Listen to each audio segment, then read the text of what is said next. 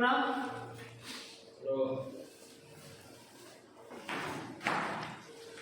भाई एक बात बता दो मुझे, जो नियम अपन ने बनाया था वो किस किस का लागू होता है? 5 क्वेश्चन वाला कौन कौन लगा है?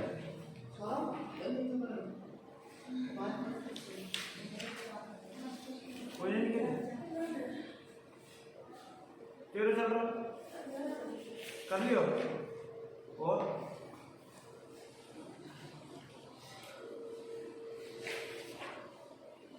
तो जोर आ रहा है तो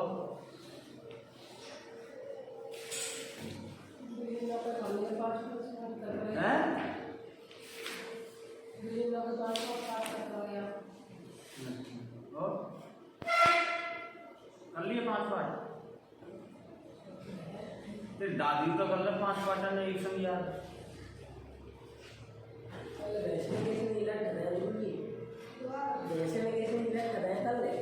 मैं कह रहा हूँ ना लट पढ़ने के काम तो तुमने किए, भैंसों के से भैंस के तो कम पड़ते हैं।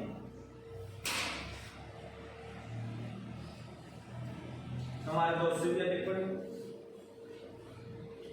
मैंने आपको बोला भाई कि 5 क्वेश्चन एवरीडे याद करो, प्रॉब्लम सॉल्व करो, लेकिन आप तो भाई मानने वाले हो तो कुछ ही हो गई तरफ से अपने को तो पढ़ाना है भाई। देखिए भाई अगले अभिक्रिया आपकी कौन सी? प्रतिस्थापन अभिक्रिया। इसमें क्या होता है देखो, कोई भी परमाणु यौगिक होता है ना, तो दूसरे परमाणु यौगिक को क्या करता है? स्थापित कर देता है, अपने स्थान से हटा देता है। उसे हम डायरेक्ट बोल सकते हैं प्रतिस्थापन अभिक्रिया। ठीक है ना। देखिए संतृप्त यौगिकों में उपस्थित परमाणु या परमाणु के समूह को जब कोई परमाणु समूह या उसे प्रतिस्थापित करता है, कोई विस्थापन वाली अभिक्रिया आ जाती है मेरे लाल यहाँ पर। कि विस्थापन अभिक्रिया में क्या होता है? अधिक अभिक्रियाशील धातु कम अभिक्रियाशील धातु को विस्थापित कर देती है। तो यहाँ पर भी वही है कि संतृप्त यौगिक में उपस्थित कोई परमाणु का समूह जो होगा उसको दूसरा परमाणु या परमाणु का समूह उसको क्या कर देगा? विस्थापित कर देगा, अपने स्थान से हटा देता है। तो वो क्या कहलाएगी? प्रतिस्थापन अभिक्रिया। उसे प्रतिस्थापन अभिक्रिया कहते हैं। क्लोरीन एक विषम परमाणु है जो कार्बनिक यौगिकों से हाइड्रोजन को प्रतिस्थापन कर देता है। भाई जैसे हमने क्लोरीन को जमाना है, मेरे लालो किसको जमाना है? इनको क्लोरीन को जमाना है। तो हम देखो CH4 है यहाँ पर, है ना। CH4 में मैथेन में हमें क्लोरो जमाना है। तो क्लोरो जमाने के लिए हाइड्रोजन को क्या कर देगा? एक अणु का प्रतिस्थापन कर देता है। भाई एक अणु CH4 है ना, तो CH4 में से एक हाइड्रोजन अणु चला जाएगा तो कितना बचेगा? CH3 और क्लोरीन जुड़ जाएगा। तो यहाँ हाइड्रोजन का एक परमाणु क्या हो गया? प्रतिस्थापन हो गया, हट गया है। हट गया नहीं हट गया? तो इसी प्रकार ठीक है भाई। देखिए नॉर्मल भाषा में बताओ, एक लड़की जिसके कितने बॉयफ्रेंड? 2। एक लड़की जिसके कितने बॉयफ्रेंड? 2। अब लड़की दोनों से मोहब्बत करती है तो एक को तो क्या करेगी? वो प्रतिस्थापन करेगी, हटाएगी, अपने रास्ते से हटाएगी ना। उससे तो बोलेगी बेबी नींद आ रही है, क्या आ रही है? नींद, और आप सो जाओ, बोल देगी ना। फिर ऐसे तो सुला दिया, सारी रात के लिए सुला दिया, ऐसे तो दो सुबह बात करेगी। और आप रात को किससे बात करेगी? दूसरे से। करती है ना, करती है ना। तुम्हारे साथ भी ऐसा होता है ना? नहीं होता? किसी दिन नहीं बोला तुमसे कि बेबी मुझे नींद आ रही है? नहीं बोला? मुझे लगता है तुमने प्यार किया है। थोड़ा थोड़ा सा हुआ तो है, हुआ? अरे झूठ मत बोले। तो भाई यहाँ पर इसी प्रकार हाइड्रोजन के एक परमाणु को क्या कर दिया? प्रतिस्थापन कर दिया। जहाँ 4 हाइड्रोजन परमाणु थे वहां कितने बच गए? 3। एक को सुला दिया, अभी भी मुझे नींद आ रही है, तू सो आओ, मैं अभी तो तीनों को संभालूंगी पूरी रात। कौन? क्लोरीन इस बात को कहे, ठीक है ना? अरे सेटिंग है तेरे, सेटिंग पता है किससे बोलते हैं? इसको छेड़ना, ठीक है ना? जैसे ये कवर नहीं आ रहा ना पूरा, तो इसको कवर में लाना 2 सेकंड होता है सेटिंग, और लड़कियों से बोलते हैं सेटिंग, ठीक है भाई? देखिए प्रतिस्थापन अभिक्रिया का एक उदाहरण लेते हैं। जब सूर्य के प्रकाश की उपस्थिति में हाइड्रोकार्बन क्लोरीन पर डाला जाता है, जब सूर्य का प्रकाश की उपस्थिति में हाइड्रोकार्बन में क्या डाला जाता है? क्लोरीन डाला जाता है, ठीक है? ध्यान रखना, सूर्य के प्रकाश की उपस्थिति में हाइड्रोकार्बन में हम क्लोरीन डालेंगे तो मेरे लाल क्या हो जाएगा? यह एक एक करके हाइड्रोजन परमाणु को हटाता जाता है, और एक एक करके धीरे धीरे धीरे धीरे हाइड्रोजन परमाणु को हटाता, हाइड्रोजन परमाणु को हटाता जाता है, ठीक है ना? सूर्य के प्रकाश की उपस्थिति में हाइड्रोकार्बन में क्लोरीन डालने पर यह हाइड्रोजन परमाणु को हटाता जाता है। कौन? क्लोरीन। कौन? क्लोरीन, ठीक है ना? क्लोरीन हटाता जाता है। यह बहुत तीव्र अभिक्रिया होती है। कैसी अभिक्रिया होती है?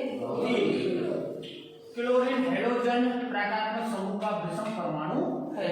ये हमने पढ़ लिया था, ये हेलोजन श्रेणी में आता है, ये उपसर्ग है। ये क्या है? उपसर्ग है, नाम के आगे लगेगा, इसका भी ध्यान रखना, बार बार रिपीट हो रहा है हमारे, है ना? ठीक है भाई? क्वेश्चन आ जाता है कि हाइड्रोकार्बन में हाइड्रोजन परमाणु को कौन प्रतिस्थापन करता है और कैसे करेगा?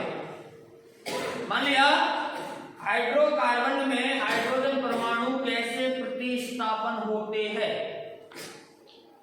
तो उत्तर लिखेंगे जब सूर्य के प्रकाश में हाइड्रोकार्बन में क्लोरीन डाला जाता है तो ये हाइड्रोजन परमाणुओं को एक एक करके प्रतिस्थापन कर देता है। कर देता है कि कर देता है? तो मुझे ऐसा लग रहा है मेरा प्रतिस्थापन होने वाला है, दुकान हो रही है, ठीक है भाई? जैसे कोई लड़की है, इसके 5 बॉयफ्रेंड है, ठीक है? कितने? 5 है। इसके पापा को पता चलता है, इसके पापा को पता चलता है, या इसकी बड़ी बहन को पता चल जाता है। मान लिया इसको पता चल गया, इसकी बड़ी बहन को पता चल गया, तो ये क्या करेगी? ये 5 से दूरियां बनाना स्टार्ट कर देगी, कर देती है ना? तो दूरियां बनाना स्टार्ट कर दिया, तो दूरियां बनी तो क्या हो गया मेरा? प्रतिस्थापन। क्या हो गया? प्रतिस्थापन हो गया। एक एक अणु को हटाते चली गई, चलेगी ना? एक एक परमाणु समूह चलेगी ना? छटक गई ना? है? हाँ, लेकिन ये किसकी उपस्थिति में हुआ? बड़ी बहन की में। किसकी में? और बड़ी बहन को हमने कह दिया सूर्य का प्रकाश। क्या कह दिया? ठीक है भाई? आगे चले ऐसे पढ़ाई समझ में आ जाता है ना? आ जाता है ना? जब क्लोरीन को मीथेन CH4, अभी समझा है हमने, एग्जाम्पल में समझा था। जब क्लोरीन को CH4 से अभिक्रिया करता है तो यह क्लोरीन मीथेन और हाइड्रोक्लोरिक अम्ल देता है। क्या दे देता है? क्लोरोमीथेन दे देता है, और क्या दे देता है? हाइड्रोक्लोरिक अम्ल। इस अभिक्रिया में हाइड्रोजन का प्रतिस्थापन क्लोरीन के द्वारा होता है। भाई किसके द्वारा होगा? किसके द्वारा होगा? देखिए भाई, इसका रासायनिक समीकरण देख लीजिए कैसे होगा। प्रकाश की उपस्थिति में होगा। सबसे पहले तो किसमें क्या डालेंगे? CH4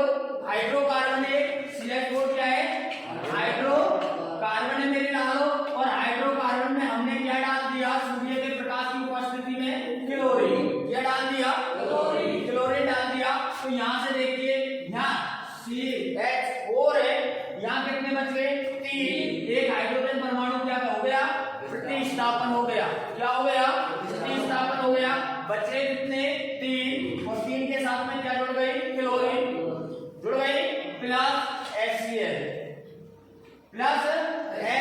हाइड्रोक्लोरिक अम्ल का निर्माण हो चुका है। हो गया कि नहीं हो गया मेरे लालो? हो गया ना? हो गया ना? हाँ भाई, जैसे यदि कोई लड़की, मैं भी बता रहा था, यदि कोई लड़की क्लोरीन से क्रिया कर लेती है तो क्या हो जाएगी? क्या हो जाएगी? अरे भाई देखो, 2 बॉयफ्रेंड है, ठीक है ना? 2 बॉयफ्रेंड है, एक को तो क्या कर दिया? प्रतिस्थापन कर दिया, कितने बचे हैं? 3। एक से कर ली उसने क्रिया, तो क्या हो जाएगी? सीधे बच्चे को जन्म दे देगी, नहीं दे देगी? ना मेरे बात में दे देगी, क्या दे देगी ना? तो बेटा कोई ना हो रहा है यहाँ पर, ठीक है ना? मजे आ रहे, आराम से बैठा है। कारण यौगिकों का रासायनिक गुणधर्म देखिए, मजे नहीं आ रहे पढ़ने में? आनंद नहीं आ रहे? मैं तो कहता हूँ मुझे लड़के पढ़ाने में मजे आते हैं, और जिस क्लास में लड़कियां हो ना वह मूड ऑफ हो जाता है, और तो जो पढ़ने में मजे नहीं आ रहे। यार याद आ रही है? याद आ रही है क्या? सोच रहा है गहरी में, मैडम को याद आ रही है? उससे कार्बनिक यौगिकों के रासायनिक गुण देखिए, कार्बनिक यौगिकों के रासायनिक गुणधर्म क्या होते हैं? देखो, दहन करके ऊष्मा एवं प्रकाश के साथ कार्बन डाइऑक्साइड देता है। पहला गुणधर्म है कि दहन करके हाइड्रोकार्बन, कभी भी दहन होगा हाइड्रोकार्बन का या कार्बनिक यौगिक का, कभी भी दहन होगा तो वो क्या देंगे? ऊष्मा और प्रकाश और कार्बन डाइऑक्साइड, ठीक है ना? कभी भी उनका दहन करेंगे कार्बनिक यौगिकों का तो वो ऊष्मा देगी, प्रकाश देगा, और साथ के साथ में हमें कौन सी गैस निकालेंगे? कार्बन डाइऑक्साइड, ठीक है भाई? अपने सभी अपर रूपों में कार्बन ऑक्सीजन जलता है, या ऑक्सीजन के साथ क्या होता है? दहन होगा, ठीक है ना? आगे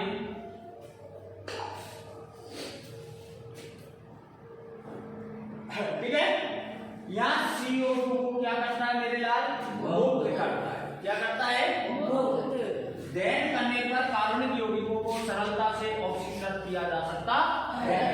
कैसा भी कार्बन यौगिक हो, है ना, उसका दहन करेंगे तो वो सरलता से क्या किया जा सकता है? उसका ऑक्सीकृत का मतलब उसका दहन किया जा सकता है। पैलेडियम अथवा निकेल जैसे उत्प्रेरकों की उपस्थिति में असंतृप्त हाइड्रोकार्बन हाइड्रोजन जोड़कर संतृप्त हाइड्रोकार्बन देते हैं। मैंने बताया था अभी वनस्पति तेल से वनस्पति घी निकालना, बताया था ना? तो वो असंतृप्त हाइड्रोकार्बन से हमने क्या बनाया? संतृप्त हाइड्रोकार्बन। तो ये बात तो वही होगी भैया, लड़की को लड़का बना दिए हम, ठीक है भाई? अगला देखो, संतृप्त हाइड्रोकार्बन अत्यधिक अभिक्रियाशील होते हैं तथा अधिकांश अभिकर्मकों की उपस्थिति में क्या होते हैं? अक्रिय। क्या होते हैं मेरे लाल? अक्रिय होते हैं, ठीक है ना? दहन करने पर संतृप्त और असंतृप्त हाइड्रोकार्बन के गुण क्या होते? अब देखिए भाई, दहन करेंगे हम कार्बनिक यौगिकों का, क्या करेंगे? दहन करेंगे। कार्बनिक यौगिक कौन कौन से दे रखे यहाँ पर? संतृप्त और असंतृप्त दे रखे। इनका दहन करेंगे तो दहन करने के क्या गुण होते हैं? देखिए चले भाई, देखिए संतृप्त हाइड्रोकार्बन से सामान्य स्वच्छ ज्वाला निकलेगी। बहुत इंपॉर्टेंट बात है ये, बहुत इंपॉर्टेंट बात है।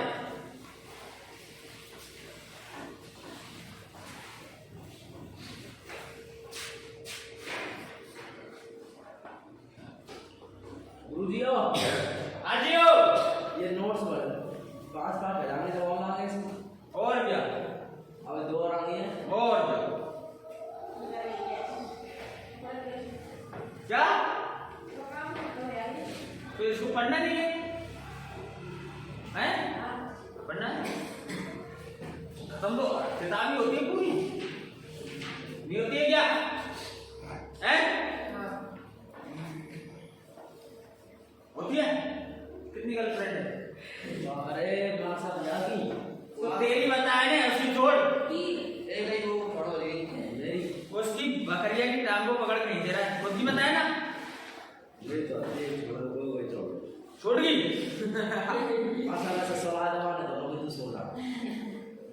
प्रतिस्थापन कर दिया तेरे को मामा चढ़ा दो फिर तू अभी क्यों दूसरा आ गया भाई? दूसरा है वो कौन आ गया?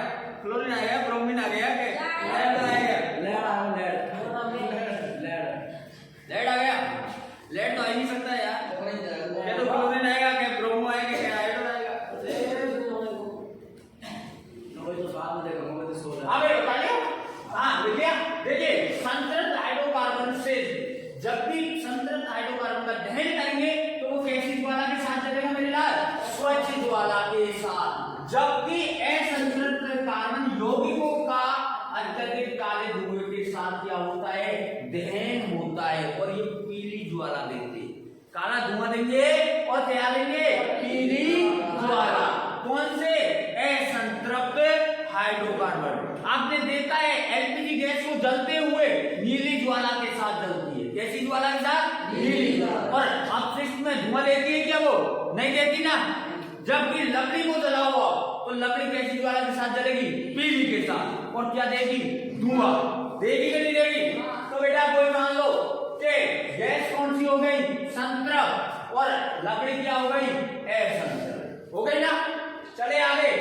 दहन करने पर संतृप्त और असंतृप्त हाइड्रोकार्बन से देखिए संतृप्त हाइड्रोकार्बन द्वारा कजली वाला ज्वाला का दहन देना। भाई संतृप्त हाइड्रोकार्बन है ना, उसके द्वारा कैसी ज्वाला निकलेगी? कजली, है ना? कैसी? कजली ज्वाला का देना।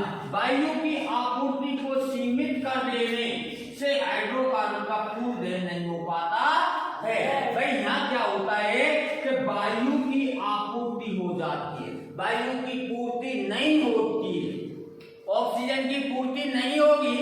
जैसे आपने देखा है, आप घर पर रहते हो, चूल्हा यूज में लेते हो चूल्हा, तो आप चूल्हे में एक साथ ईंधन भर दो, पूरा भर दो तो खचाखच, वो जल जाएगा क्या? नहीं जलेगा ना, कभी नहीं जलेगा, वो धुएं करेगा। क्योंकि उसको फुल भरने पर उसमें ऑक्सीजन की उपस्थिति नहीं होती है, कम पड़ जाती है। और कम पड़ जाएगी तो वो कैसे किसके साथ चलेगी मेरे लालो?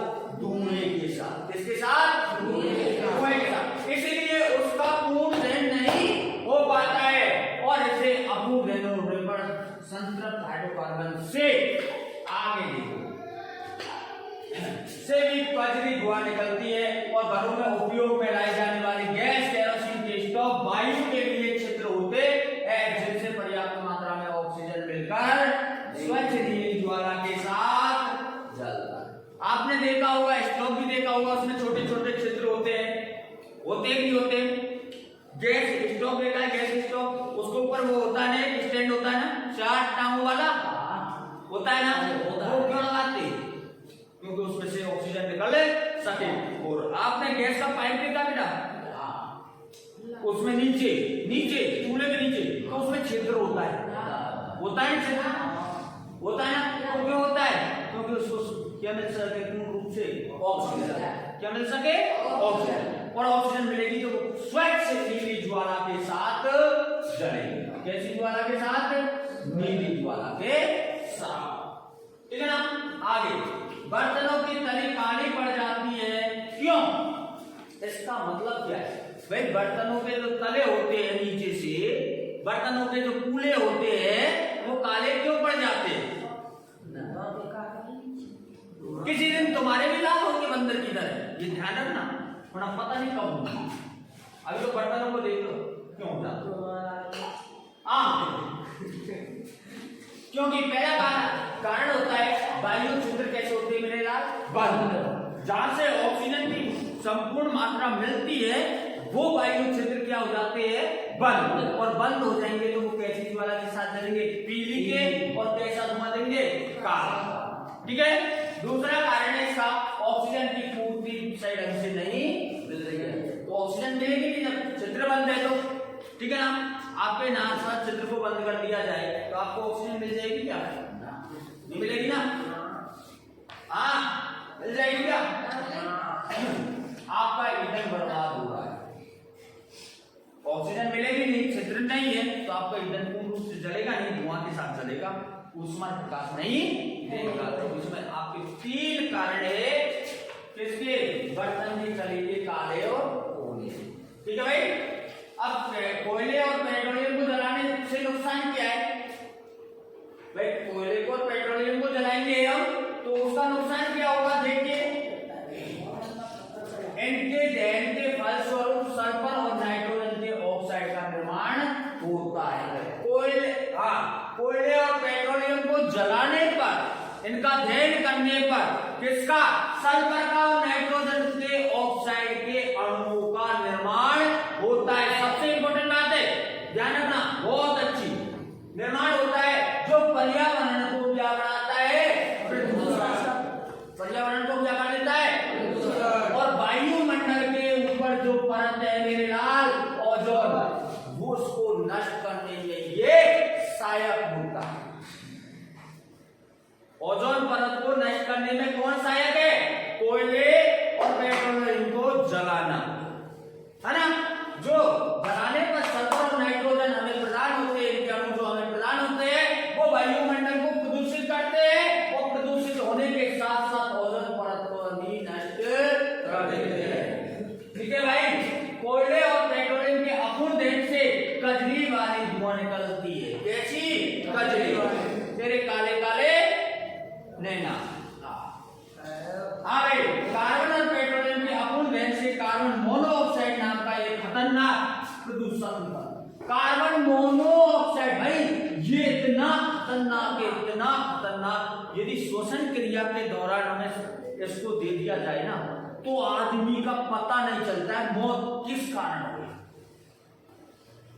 आदमी का ये पता नहीं चलता है, डॉक्टर ये पता नहीं लगा सकते किस कारण हुई है, और ये धीरे धीरे धीरे आदमी को मार देती है 24 घंटे 48 घंटे।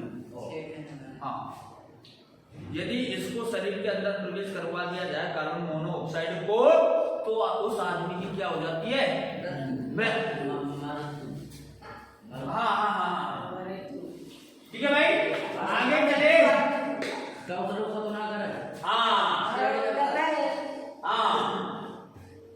देखिए, कुछ ईंधनों का बिना ज्वाला के साथ जलने का कारण, कुछ ऐसे ईंधन होते हैं जो बगैर ज्वाला के साथ जलते हैं। अंगीठी देखिए आपने, अंगीठी, अंगीठी किसे बोलते हैं? जानते हो किसे बोलते? वो सिगरी आती है, सिगरी। अरे सिगरी आती है ना अपने घर पे, वो गोल गोल सी, उसमें अपन डायरेक्ट कोयले को डालते हैं, जली हुई, जैसे लकड़ी जल रही है तो उसकी कोयले को डाल देते और तापते हैं अपन। हीटर की तरह होता है सिगरी। हाँ हाँ, मैं जलने वाला कोयला या तार और कभी कभी लाल रंग के समान उज्जवल होता है। आपने देखा वो उसमें? चलो मान लिया आप लोपिटा को कर गए, लोहारों को कर गए, तो वो देखते हैं ना हवा, अगर वो जलती रहती है कोयलों की आग, तो आपने देखा वो कोयले की आग कैसे होगी? लाल होगी। कैसी होगी? लाल होगी। छोरी कैसे? गाल के जैसी। छोरी के गाल के तो लाल टमाटर जैसे होते हैं? होते नहीं होते? कैसी होती है? नहीं होती है? होती है ना। तो आपने देखा है वो कैसे रंग की ज्वाला के साथ जलते हैं? लाल ज्वाला के साथ। कैसी ज्वाला के साथ? लाल। तथा बिना ज्वाला के क्या लेते हैं? ऊष्मा। और ज्वाला नहीं होगी फिर भी हमें उसकी आग से दूर रहना पड़ता है। रहना पड़ता है, नहीं रहना पड़ता? क्योंकि उनमें अत्यधिक मात्रा में क्या निकलती है? ऊष्मा। ऊष्मा निकलती है ना। जैसे भाई आपने देखा होगा, जैसे आपने देखा होगा क्लास में, मैं तो नहीं देखता हूँ और मुझे ऐसा कोई मिली नहीं है अभी औलादी, ऐसी बात है। हाँ है ना, मैं देखता तो ऐसे नजर तो मैं भी रखता हूँ कि कौन औलादी है कौन नहीं है, लेकिन मुझे को अब तक दिखी नहीं। ऐसी आपने देखी होगी जो खड़ी होकर डायरेक्ट लपड़ मारती होती है ना, कोई कोई लड़की होती है ना, तो उसकी ऊष्मा से सभी स्टूडेंट भय खाते हैं कि इससे कुछ होगा, डायरेक्ट क्या पड़ेगा? लपड़। हाँ, मजा आ जाए तब भाई साहब ऐसी बात कर देना। भाई देखो, वो लाल ज्वाला के है ना, लाल उज्ज्वल के साथ चलेगी और बिना ज्वाला के क्या चलेगी, ऊष्मा। ऐसा इसलिए होता है क्योंकि केवल गैसीय पदार्थों के जलने पर ही ज्वाला उत्पन्न होती है। जो गैसीय पदार्थ होते हैं उनके जलने पर ही ऊष्मा उत्पन्न होती है, ज्वाला उत्पन्न होती है। लकड़ी या तार को जलाने पर उपस्थित वाष्पशील पदार्थ बाष्पीकृत हो जाते हैं और आरंभ में ज्वाला के साथ जल उठते हैं। ये भाई लकड़ी और तार को जलाने पर उपस्थित वाष्पशील पदार्थ जो होते हैं उनमें क्या हो जाता है, बाष्पीकृत हो जाते हैं वो, और आरंभ में ज्वाला के साथ जलते हैं। ठीक है भाई। अब देखिए कुछ पदार्थों का दीप्त ज्वाला के साथ जलना। कुछ पदार्थ दीप्त, छोटी छोटी दीप, मतलब दीपक नहीं होते, दीपक होते ना, कुछ ज्वाला।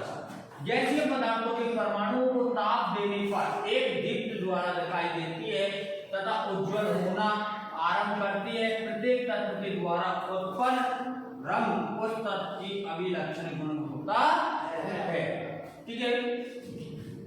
एक बार गैसीय पदार्थों के परमाणुओं को ताप देने पर, गैसीय परमाणु के गैसीय जो पदार्थ होंगे उनके परमाणु को क्या लेंगे हम, ताप देंगे।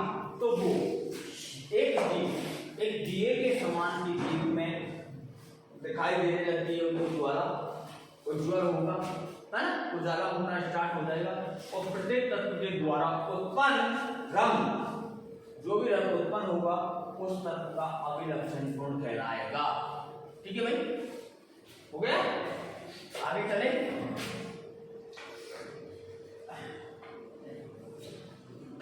देखिए भाई, पेट्रोलियम और कोयले का निर्माण बहुत अच्छा है, बहुत अच्छा है। बहुत अच्छा है। हाँ, बहुत सीधा भी है, बहुत अच्छा भी है, समझने लायक भी है। ये आपको शायद एक्चुअली याद ही होगा, आप इसको स्टोरी के रूप में याद करो तो बहुत अच्छा है। हमारे लाखों साल पूर्व पृथ्वी पर हुई अचानक हलचल के कारण, हाँ तू है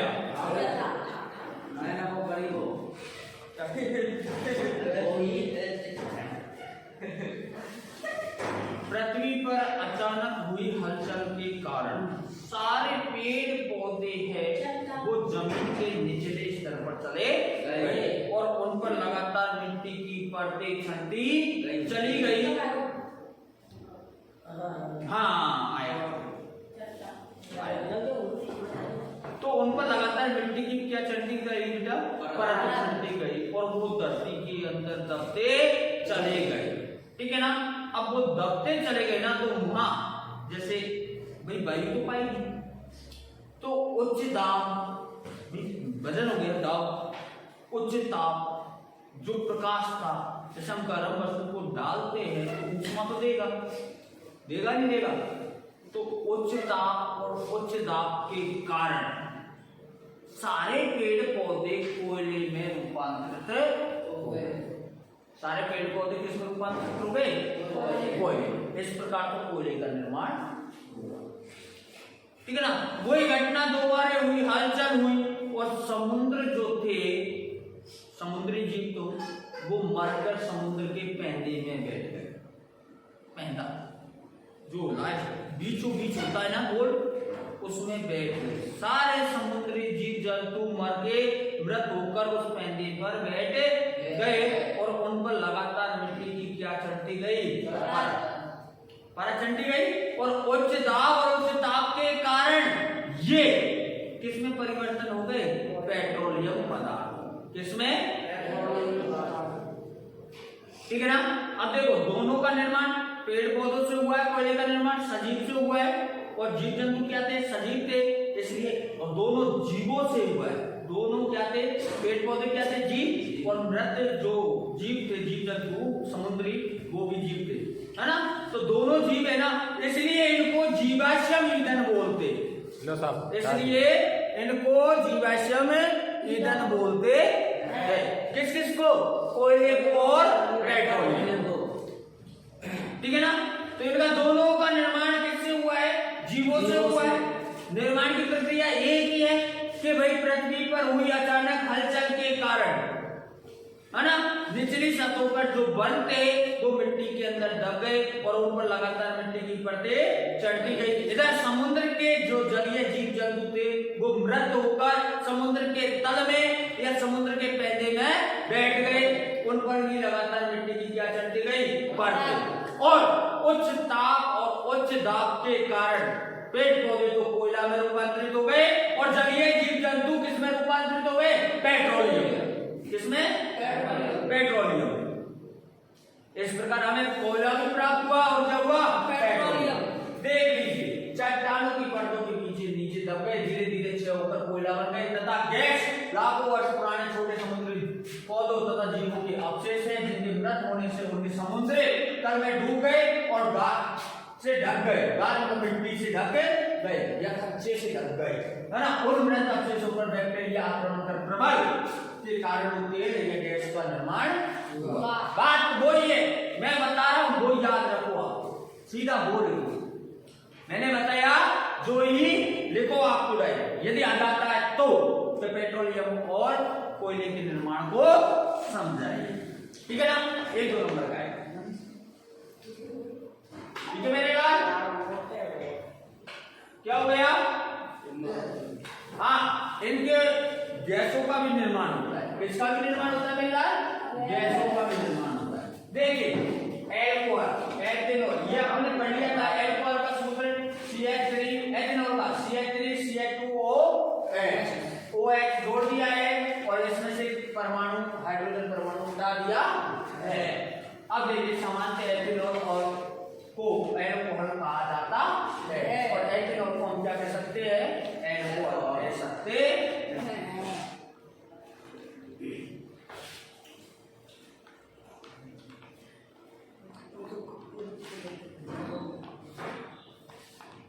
ठीक है भाई, एथेनॉल के भौतिक गुणधर्म देखिए, क्या होते हैं एथेनॉल के भौतिक गुणधर्म। देखिए एथेनॉल के भौतिक गुणधर्म क्या होते हैं। एथेनॉल कमरे के तापमान पर द्रव अवस्था में पाया जाता है। याद रखना, एथेनॉल जो है वो कमरे के तापमान पर कैसी अवस्था में पाया जाता है, द्रव अवस्था में पाया जाता है। यह एक अच्छा क्या है, विलायक, यह एक अच्छा विलायक है। एथेनॉल पानी से भी अनुपातों में घुलनशील हो जाता है। पानी जैसी वस्तुओं में, ये पानी जैसे द्रवों में ये क्या हो जाता है, घुलनशील हो जाता है। इनकी दहनशीलता काफी उच्च होती है।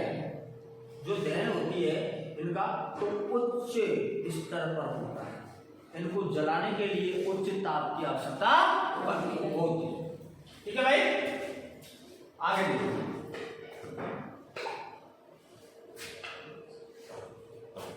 अब एथेनॉल के हम रासायनिक गुणधर्म पढ़ेंगे, वो पढ़े थे हमने कौन से गुणधर्म थे, अब रासायनिक गुणधर्म। पहली चीज हम हो सकते हैं, एथेनॉल ऑक्सीजन के साथ जलकर कार्बन डाइऑक्साइड और जल प्रदान करता है। पहले ध्यान रखिए, दहन में क्या होता है, दहन किसके साथ में होगा, ऑक्सीजन के साथ होगा, है ना। एथेनॉल का दहन करवाएंगे हम किसकी उपस्थिति में, ऑक्सीजन के, तो हमें क्या मिलेगा, कार्बन डाइऑक्साइड और जल प्राप्त होता है। निर्जलीकरण, सांद्र सल्फ्यूरिक अम्ल के साथ गर्म करने पर इसका निर्जलीकरण हो जाता है। भाई निर्जलीकरण करेंगे किसका, एथेनॉल का, तो किसके साथ में होगा, सल्फ्यूरिक अम्ल के साथ में, H2SO4 के साथ। भाई निर्जलीकरण करेंगे हम किसका, एथेनॉल का, तो किसके साथ में होगा, सल्फ्यूरिक अम्ल के साथ गर्म करने पर इसका क्या हो जाता है, निर्जलीकरण, और इसमें जल के अणु बाहर निकले जाते हैं और जितने भी जल के अणु होंगे वो बाहर निकल जाएंगे, क्योंकि इसे सांद्र सल्फ्यूरिक अम्ल एक प्रबल निर्जलीकरण पदार्थ होता है। निर्जलीकरण पदार्थ कौन होता है, सांद्र सल्फ्यूरिक अम्ल। तीसरा देखिए ऑक्सीकरण, क्षारीय पोटेशियम परमैंगनेट या अम्लीकरण पोटेशियम डाइक्रोमेट जैसे ऑक्सीकारकों के उपयोग से कार्बनिक यौगिक का ऑक्सीकरण किया जा सकता है। कौन कौन से, क्षारीय पोटेशियम परमैंगनेट या अम्लीकरण पोटेशियम डाइक्रोमेट।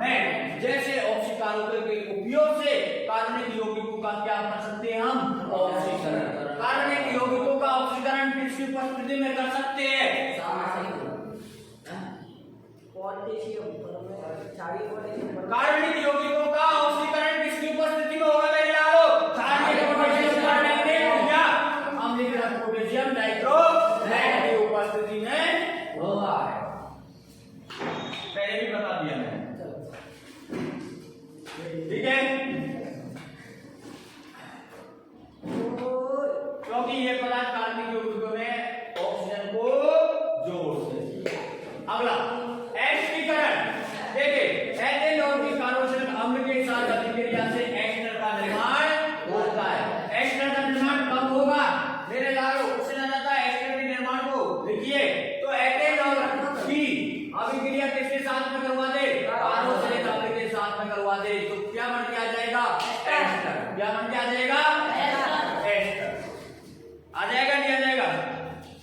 आगे एथेनॉल के उपयोग हम कहां करते थे हैं? गले हो। देखिए एथेनॉल के उपयोग, यह सभी एल्कोहलिक के पदार्थों का महत्वपूर्ण अवयव होता है। जितने भी एल्कोहल बनते हैं उनमें एथेनॉल को डाला जाता है।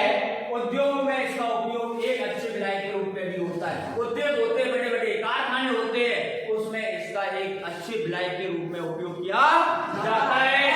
इसका उपयोग tincture, iodine, cough syrup, tonic आदि ऐसी औषधियों बनाने में भी किया जाता है। Good morning. टिंचर, आयोडीन, ठीक है, कफ सिरप, खांसी की सिरप भी बनाने में इसका उपयोग किया जाता है। औद्योगिक मिथाइलेटेड स्पिरिट बनाने में भी इसका उपयोग किया जाता है। इसको जलाने पर कार्बन डाइऑक्साइड और जल से बनता है, इसलिए इसका उपयोग एक ईंधन के रूप में भी हो सकता है। ठीक है भाई, चलो यहाँ तक क्लियर हो गया सबका। कल हम आगे एथेनॉल अल्कोहल पीने के हानिकारक प्रभाव पढ़ेंगे। जब तक के लिए ओके, टाटा, बाय बाय।